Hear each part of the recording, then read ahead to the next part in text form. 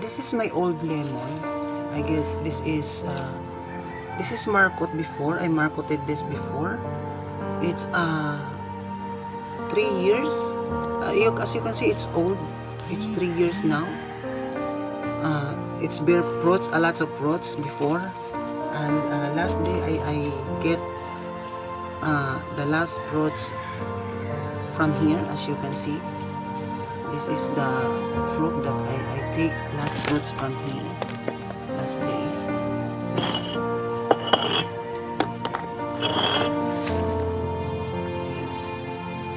As my cactus here, as you can see, guys, I have to, because there is no sunrise here and it's dying, so I guess I have to put it here in my pot and put it in the sunrise. I guess it's better.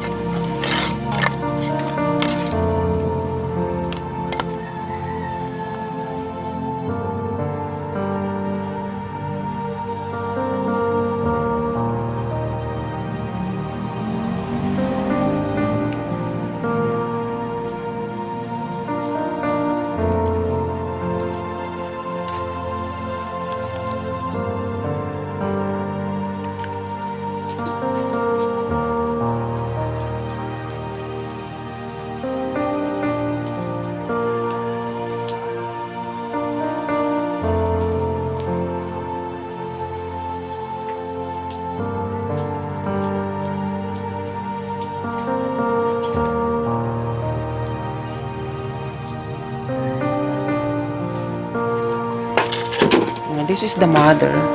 This lemon is from here. I marketed it here before. As you can see, it's still bearing fruits here in the fish pan, but I think I'm supposed to take it right now. I have to take it, yeah, and transfer to another because there is no sunrise here. Okay, we'll transfer another place.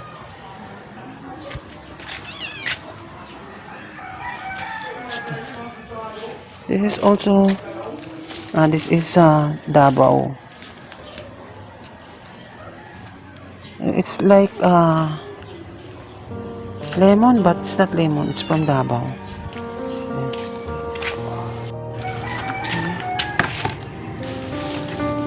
This one, guys, is bearing fruits. As you can see, there is fruits. It's from here in the fish pond, but now there is no sunrise here, so I have to transfer it here in the pot.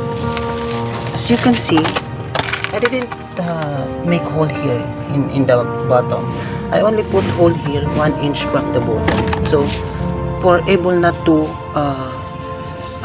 empty soil, the soil will always get wet and the plants will not get die. Okay, or sometimes we're far away and we cannot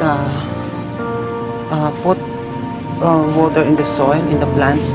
At least in the bottom there is water, so that the roots still can get water from the soil. So that is my purpose why I didn't put some hole in the bottom, only here beside.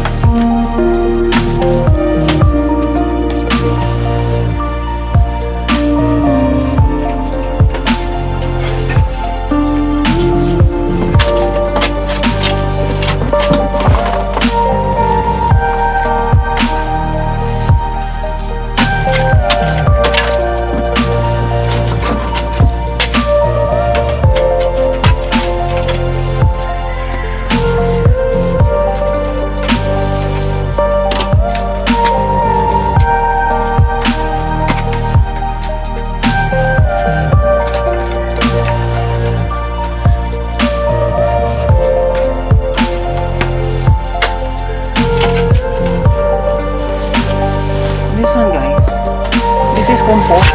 This is my compost, okay?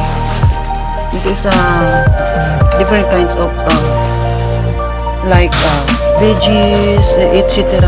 This is compost, okay? So we're going to use it here.